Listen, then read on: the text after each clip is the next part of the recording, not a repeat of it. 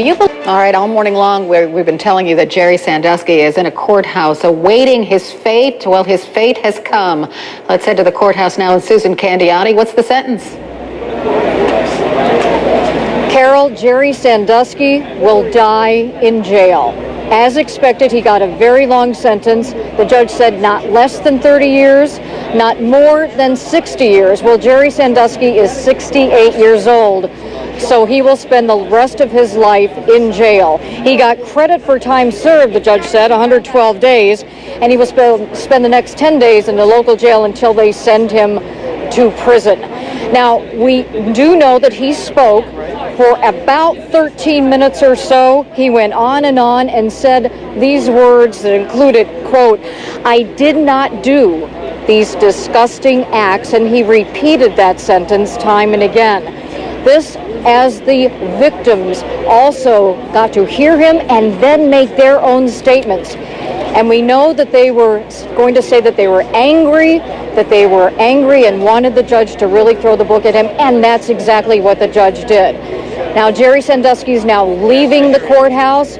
He is wearing a bulletproof vest. He was in shackles. He's walking out, and then he will be taken to jail and then on to eventually to the prison where he will be serving out his sentence.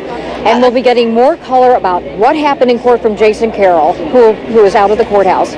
Yeah, I just wanted to read and make it clear to our audience what exactly happened. So Jerry Sandusky was sentenced to not less than 30 years, not more than 60 years. He got 112 days of credit, and the next 10 days will be in a local jail before he's going on to prison.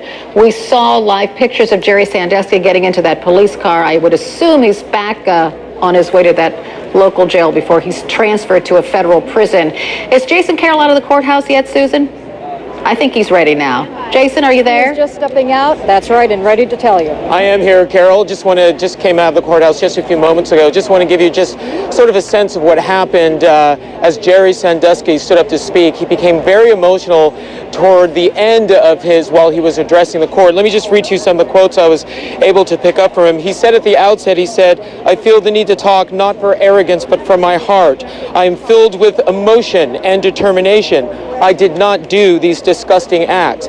He then went on to speak about his past. He spoke about his wife Dottie, saying, "I told Dottie," using a sports reference, "that this is the day that we're in the fourth quarter."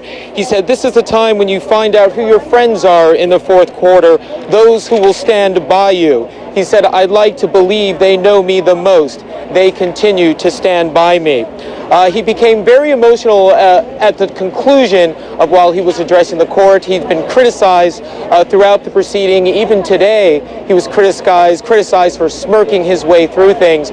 He said that, basically saying that he was smiling through the pain, and he started tearing up, and he said, "This is what my family does. We smile when things get tough." Some of the other emotional moments, as you can imagine, were some of the victims themselves when they stood up and they addressed the court. For instance, victim number 6, that's how he was identified. He spoke to Jerry, spoke to the court. He said, "That night you told me you were the tickle monster, so you could touch my 11-year-old body. I realize now just how much you manipulated me." At that point, Jerry just looked stone-faced. I looked over at his family. They were looking down as the victims stood up. Victim number 5 then addressed the court, saying, "The sentence will never erase what he did to me. It will never make me whole. He must pay for his crimes. Take into account the tears, the pain, the private anguish." Victim number 5 did not look at Jerry, who was seated just a few feet away from him. But what I found interesting was victim number 4. I remember when victim number 4 testified, he was one of the more feisty victims who took the stand, and he was feisty even today.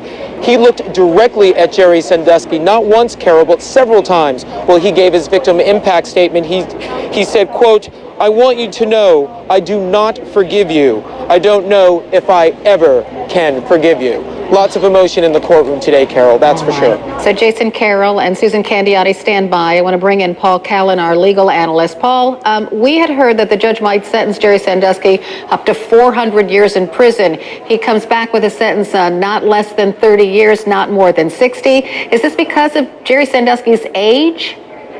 Yes, I think that's an important factor. The judge is undoubtedly looking at the fact that even a 30-year sentence will probably mean that Jerry Sandusky will die in prison.